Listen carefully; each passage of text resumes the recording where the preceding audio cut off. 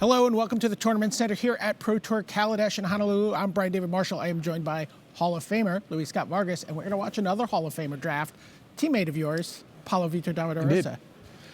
So any sense of what Paulo, his tendencies are at the draft table? Does that come into play in this format? So actually for this tournament, he prepared with Team Face-to-Face. So I actually don't have an insight as to exactly what his preferences are, but Paulo does tend to like controlling decks a little bit more in general. All right. Well, let us see what Paulo had to work with as he opened up his first booster pack here at Pro Tour Kaladesh. Always very exciting when you finally get underway and you get to look at the cards for the first time. That really like nervous tension. You're just praying for the mythic symbol to be present in your pack. Yes. So here we go. We see Paulo looking through his first pack here, and a Swarmthopter right to the top here, Luis. Yeah. So he's got. Not much of a rare option there. You know, Inspiring Vantage is not really the rare you're looking for, but Snarethopter is very good. It does a couple things. First of all, it's very efficiently costed. You know, 4 cost, 3/2 flying haste, but also it's colorless. So the fact that it's able to, not put you in a particular direction. Arborback Stomper, also a very powerful card, but has 2 green symbols on it. So Snarethopter is a much safer early pick. Well, one of the better uncommons in the set. It is, in partially because of the flexibility, but also because it just attacks for 3 immediately. It's a kind of an uncommon Mantis Rider, if you remember Pro Tour Cons of Tarkir. And flying feels like very, very big in this set. It's always big, but it feels like it's a little maybe more scarce here. Yeah, and being able to get an evasive threat on the board very quickly is important here. So, Oval Chase Dragster. I guess maybe Paul wants to draft a haste deck. So the other potential cards here, Highspire Artisan and Consulate Shield Guard. How do you feel about Repair and Tiger? Repair and Tiger also quite good. The advantage of taking Dragster is, again, it does not commit Paulo. Since none of those cards, the colored cards, are ones you really want to commit to quite yet. Being able to take just 2 artifacts, they're aggressive, so Paulo does have a direction. It's not like he's completely open, but having 2 colorless cards means that if Paulo gets past a 3rd pick Welding Sparks, he can just move into red, or if he gets past to Revoke Privileges, he could just move into white. So I think I saw a Die Young in there that went by. Yeah, there's Die Young and Gearseeker Serpent are both very appealing here. Die Young is just a solid removal spell. Black also plays quite nicely with artifacts, so having access to a couple vehicles and a Snarethopter means that your Doomed Operatives and whatnot are live. And then Eddie Trailhawk is a very aggressive card. He had that sorted out to the front pretty quickly. He's not even looking at the Serpent that you mentioned earlier. It might be that he doesn't like the blue deck. So blue is a controversial color. Gearseeker Serpent I think is quite good, but Die Young is kind of a safer pick here since it doesn't ask much of you. It does play well with energy, but you don't need energy for it to be good. Wow, that's a 4th pick Revoke Privileges there for him? Yeah, there's Revoke Privileges and Underhanded Designs. So there's 2 good cards. Underhanded Designs is a great build around if you have an artifact-heavy black deck, but Revoke Privileges is a slightly higher power level card. But given that Paulo just took a Die Young, he's got to have some inclination to take the black card. But he does take the Revoke Privileges there. I guess taking that as a big signal. We talked about that idea of staying open. And black-white's up. I mean, you can go in any of 10 directions in this set. You could pick any colors you want. And Black-White specifically has a good aggressive deck and a good controlling deck, and now you see a Fretwork Colony, and that is an incredibly powerful aggressive card. It gets +++ counter every turn, but you lose a life every turn and it can't block. So it's a great card in an aggressive deck, but in a controlling deck, it doesn't end up being very good. So Paulo really has to decide, because Trusty Companion's kind of the opposite. Yeah. the 3/2 Vigilance can't attack alone, so that is a safer card, because you can play that in both aggressive and controlling decks. So he deked us here. He had the Trusty Companion. He was ready to put it down on this pile, and then went with Eager Construct. Yeah, I guess it was just ready and raring to jump in his pile, apparently. Paulo went with the artifact that doesn't commit him as much, but I can't imagine that's much of the incentive there, since he has a good black card and a good white card. It's more that maybe he wanted to up his artifact count. Malfunction, now flip towards the front here. Yeah, Malfunction is a solid common. It's a blue removal spell. Then a Consul Shield Guard being the other alternative here. So it looks like Paulo is going with Malfunction, presumably under the impression that this means blue's open. Getting one of the better blue commons this late in the draft means that he can expect more blue cards later. So Spireside Infiltrator towards the front here. Yeah, there's also Rush of Vitality as a combat trick. Spireside Infiltrator works quite well with vehicles. It's Rush a more Vitality is aggressive a card that's gone up in value as this set's been out for a little while for people. Like I think it was underappreciated early on.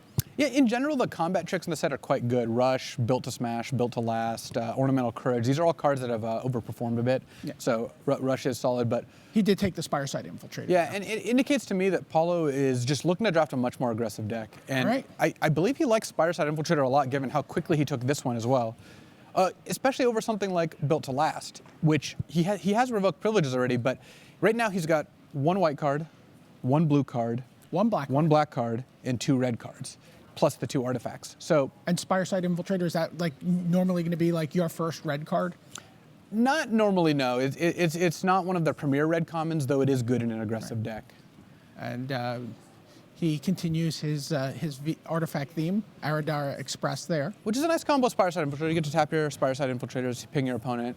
They're relatively high power. So despite the fact that Paulo has cards of a bunch of different colors, it's going to be more biased towards recency. He's going to want, like, the fact that he just took blue, red, then a random white card, but that pressure point was over basically nothing. Yeah, there was the nothing fact that in he that just pack took for those him. the blue card and the 2 red cards means I think he's much more likely to be taking red and blue cards in the next pack, because those are the later cards, and that's what he's trying to move into.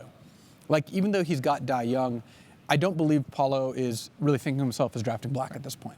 Takes a Renegade Tactics over a Puzzle Knot there. Weldfast Wingsmith, another good blue aggressive card. Not a card you want in a control deck, but it does, in a blue deck that has a lot of artifacts and is aggressive, it is able to keep attacking. You can see that Paulo continues to fake out Trick Jared, who's recording stuff for the draft viewer there.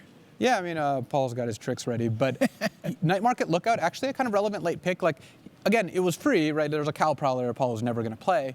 If you can get enough Night Market Lookouts and Spireside Infiltrators, your Sky Skiffs can just really drain your opponent out, all these vehicles. So look, Paulo looks like he's all over the place, but what I'm seeing here is, first of all, 3 different artifacts, Oval Chase Dragster, Eager Construct, and Snarethopter.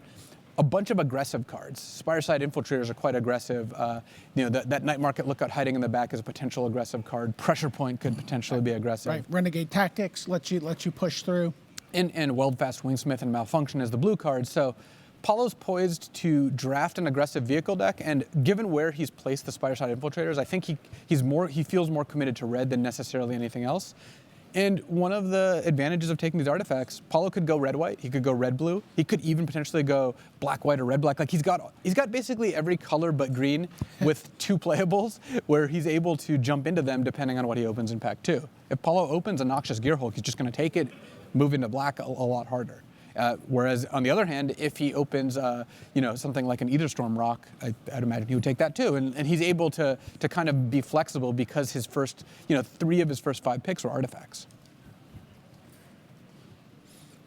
And how do you feel about Aradara Express? Is that a card that you will often main deck, or is that more of a sideboard kind of? I have had the most stall? success with it out of the sideboard, because if your opponent's trying to shut down your 3 power creatures with like 2/4s, then they can just get aboard the train and run them over. But in the main deck, it's a little vulnerable to bounce and removal. Like, if you crew Ardar Express and it gets selected for inspection, sorry sir, we had to pull you over. Your train is malfunctioning. It's not great for you, but it's a great sideboard card. Though with enough Spireside Infiltrators, I imagine Paulo's looking to main decking. All right. So what's the card that Paulo's looking for here? Not getting too greedy on the mythic side of things. So I think that even something like a Harness Lightning or a Welding Sparks would be just like a solid early pick. Renegade Freighter looks like it'll fit perfectly into the aggressive decks he's looking at, if you're looking at various commons. Ooh, Veteran Motorist, the red-white gold card is a pretty strong pull. Syndicate Trafficker is also a good black aggressive card. It plays very well with artifacts, but I think Paulo is going to be heavily considering the Veteran Motorist here. Looks at the Aviary Mechanic as well, so obviously is very interested in being aggressive and low to the ground. Yeah, and Aviary Mechanic is a great card. It's very flexible, but given that Paulo has these 2 Spireside Infiltrators, which he appears to like quite a bit based on how quickly he took them and where he placed them, Veteran Motorist is just a better white card with the assumption that he's likely to play red. So it looks like a Veteran Motorist is making the cut here. There it is. And that card, even if you end up not playing a very vehicle-heavy deck, it's still getting to scry 2 when it enters the battlefield is really nice, and it hits hard if you can back it up with some removal. Yeah, it's a great card. I mean, you should always play this card in your red-white deck. It's just a very powerful card. Trusty Companion. And one thing Another 80 Trail Hawk. One thing that Trusty Companion does quite well is crew vehicles. It's a 2-power or 2-mana, 3-power creature, and it's the sort of hyena, I guess, that gets all aboard the Ardar Express. Eddie Trailhawk, also nice. Paulo does have a lot of 3-power creatures already, so he might want Eddie Trailhawk to combo with his Spire Infiltrators. And he does not have a lot in 2 right now, either way. So both of these cards are. It's a welcome addition to take a 2-drop because the set's actually somewhat short on 2-drops. And when you're able to pick up 2s early, then you'll generally have enough 3s and 4s. Yeah. He does take the Trusty Companion there. Little bit at odds with maybe what his deck wants to do. When in terms of being aggressive, but like you said, excellent at crewing a vehicle. Wow. This is a great pack for Paulo. There's Harness Lightning and Pia Nalar, both very strong cards. I like Pia quite a bit. She's able to pressure the opponent with a flyer while making all your other artifacts a little more threatening, but Harness Lightning is just a great card too. So look at Paulo pulling all the blue-red cards. He's like, what's going on here? Yeah, and I think he might be he's going to take a red card here. Yes. Likely Pia, but he's going to look at all the blue cards and wonder if maybe blue is something he should consider, because he really only has the 2 premium white cards. He has Veteran Motorist and Revoke Privileges, with Trusty Companion being a playable, but not one he's really hanging his hat on. There is PNLR. That card is going to be great for him. Wow, there's a Sky Skiff, 9th Bridge Patrol, a Built to Smash, Inventor's Apprentice, the so-called Nerd Ape. Yes, and even Eitherworks Renegade. And so Paulo's got a couple different options here. Sky Skiff looks like it fits quite nicely into this deck. And again, we talked about not having a ton of 2-drops right now in his deck, so that fits into his curve really well. Turn 2 Sky Skiff, turn 3 Spire Infiltrator, crew the Skiff, you take 1 off the Infiltrator, attack for 2 is a very good start.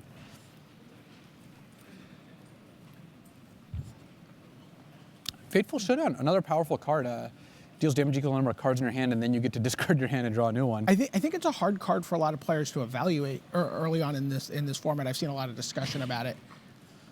It is, but after playing with it, I have liked the card quite a bit. Right.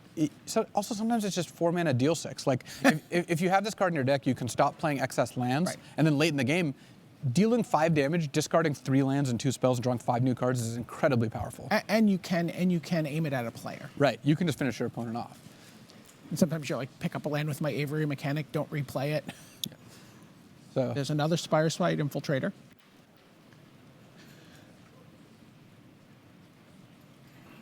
And not really much else that interests him. He just takes the Infiltrator there. Yeah, there's 2 5-drops. There's Sky Swirl Harrier and the Wayward Giant, which are both solid cards, but he didn't even seem to look at those cards. No, he just zoomed right by them. Spireside Infiltrator being much more what Paulo was interested in.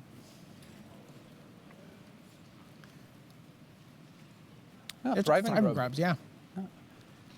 Also looking at a Cogworkers Puzzle Knot and considering it, but not really the deck for that kind of card right now. Not built to go wide. Right, and Paulo's deck does not really intrinsically value having artifacts in play.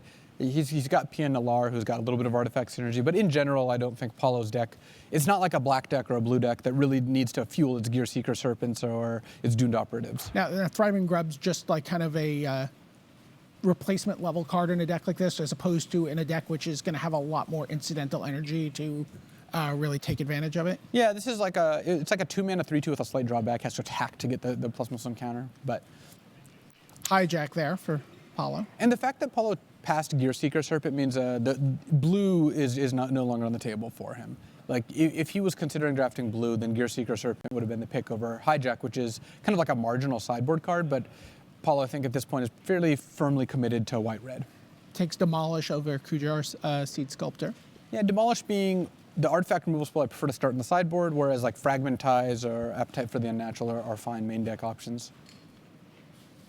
There's Hazardous Conditions. He's just thinking about like, I'm just going to get this out of the pool rather than, taking a sideboard Gremlin there.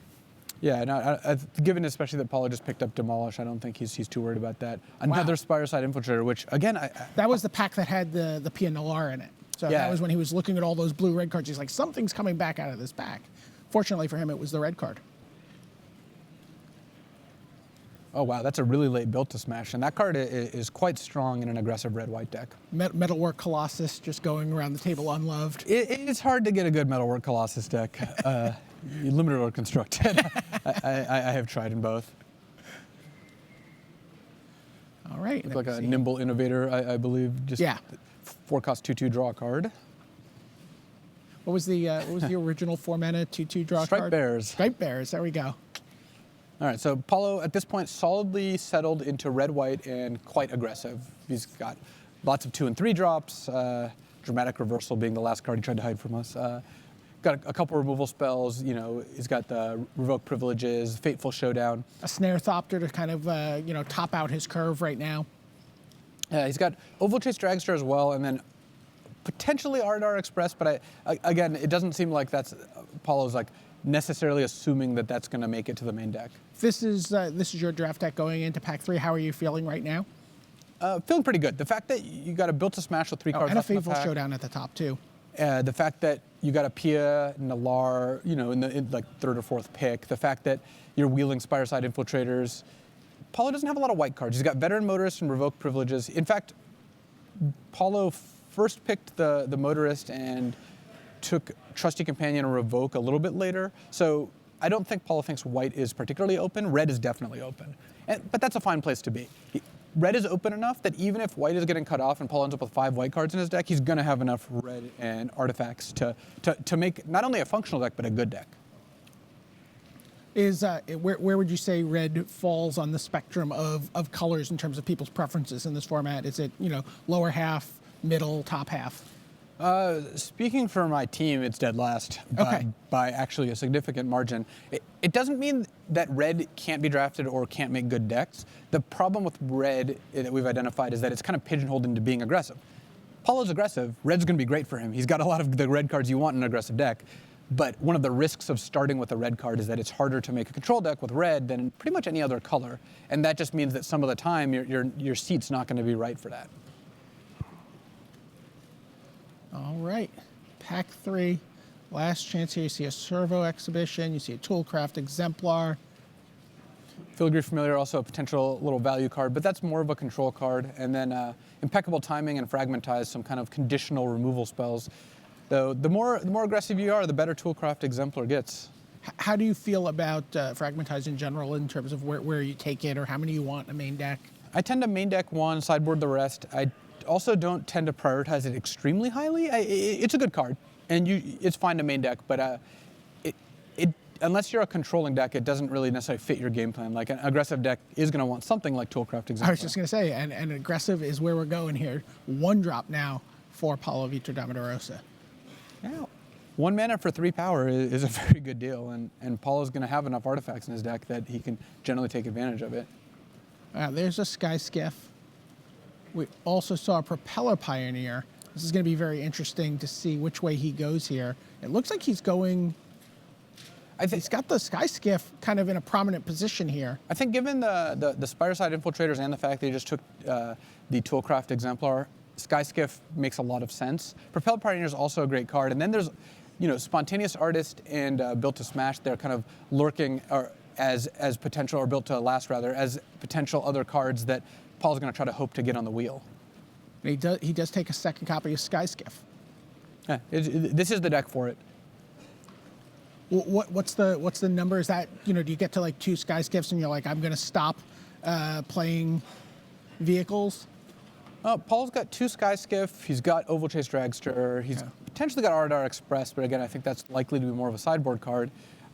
Sky Skiff is a low enough crew cost that you can play like 4 vehicles in your deck and still end up fine. There's an Eddie Trailhawk, capable of crewing a Sky Skiff. Indeed, and fits, again, very nicely with Spireside Infiltrator. Yeah, get up and over. You attack for 5. You attack for 1 from the Hawk, 3 from the Infiltrator, then 1 from the Infiltrator's ping effect, and because it's gotten flying, you can just keep getting in there. Also, minor combo with Thriving Grubs if you need to power up the Grubs. All right, Furious Reprisal. Oh, Paul's got some great options here. Weldfast Monarch satisfies his artifact count. Brazen Scourge is just a very powerful red aggressive card. 3 mana, 3/3 haste. And then Furious Reprisal is a solid removal spell. Solid, but not as amazing as it may have looked in a vacuum when we first looked at the set? Yeah, I have not been overly impressed with Furious Reprisal. Paulo took it over the 2 3-drops here, but in an aggressive deck, I wouldn't be surprised if the 3-drop ended up, meshing with his plan a little better, just because of how the power toughness of the format line up versus Furious Reprisal. Salivating Gremlins. Salivating Gremlins, another good artifact synergy card, and Card that's great with like a Cogworkers Puzzle Knot or a Servo Exhibition or something like that. Yeah, fabricate cards that Paulo's not super high on. Paulo, and this isn't a pack that's got a bunch of great cards for Paulo's deck anyway. It's like Herald of the Fair is just quite medium, but so Salivating Gremlins makes sense here. But Paulo's definitely not excited about this pack.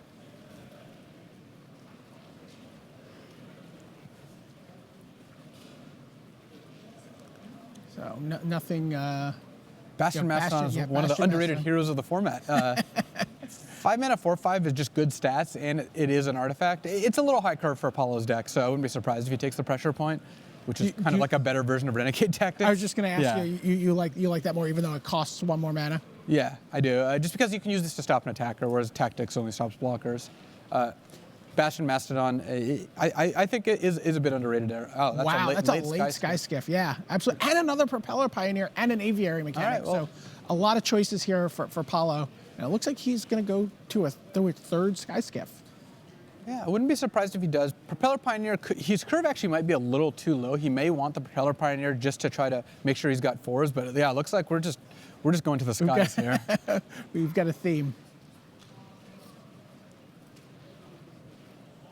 Wow, late blue cards. Select for Inspection, Gear Seeker Serpent, and Contraband Kingpin. And in fact, I feel like Paulo could have had like 5 Gear Seeker Serpents. I mean, we probably saw the same ones a couple times, but there were a lot of Gear Seeker Serpents. So, but said he's going to go with a late Built to Last here. Yeah, Built to Last is a fine card. It's a little less important the way Paulo's constructed his particular deck because all the Sky Skiffs already have evasion. Snare Thopter has evasion. So Paulo's not in as much need of combat tricks. There's a Servo Exhibition, and there's also a Fragmentize in the pack. So gives you a sense of where he's prioritizing that card. Yeah, normally I would say that it would be a closer decision, but given that Paulo has 3 Sky Skiffs and Servo Exhibition is very good at making sure you always have crew fodder, Servo Exhibition seems like a clear pick there. You get your board wiped, you have 2 Sky Skiffs, you play Servo Exhibition, and you just get in the air for 4. Oh, it's also a good combo with like Salivating Gremlins if Paulo ends up running that card. All right. Gear Seeker Serpent is still seeking a home. Yeah. I think all the gears are safe this draft. Oh, okay. None of them are going to be found here since it looks like nobody's drafting the Gear Seeker Serpent deck. Wow. Late Acrobatic Maneuver. Paul's not really set up to take advantage of that. He just doesn't have any Fabricate creatures, really. No Enter the Battlefield triggers that he's interested in.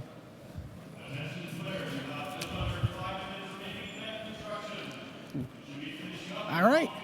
So there you see Paulo's red-white, very aggressive deck. Luis, how do you feel about this, how he drafted his seat there?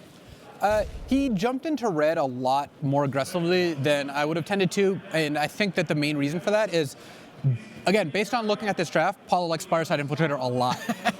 And that makes sense. I mean, he drafted a deck that's really poised to take advantage of it, so I think it's going to end up being good in his deck. And also, it ended up that red-white looked pretty open. He was getting a lot of good late red cards and a decent amount of good late white cards, as well as wheeling Sky Skiffs. Right. So it looks like Paulo was well set up for his seat there. I might not have jumped out of black quite as quickly as he did, but again, different teams come to different conclusions when it comes to testing, and Spireside Infiltrator looks like is a card that Paulo values. And if you go into a table knowing that people maybe have red as not a highly valued color, well, then maybe you want to think about going into it because you know you're going to see cards coming around the table to you. Definitely. Is one of the keys for draft, especially here at the Pro Tour, where there's not tons of information beforehand, is identifying your preference level versus other people's preference level and trying to take advantage of gaps there. Yeah. All right. Well, there we saw Paulo perhaps taking advantage of a gap at the table. Spireside Infiltrator, triple Sky Skiff. Can't wait to see how that deck plays out. For Luis Scott Vargas, Brian David Marshall from the Tournament Center.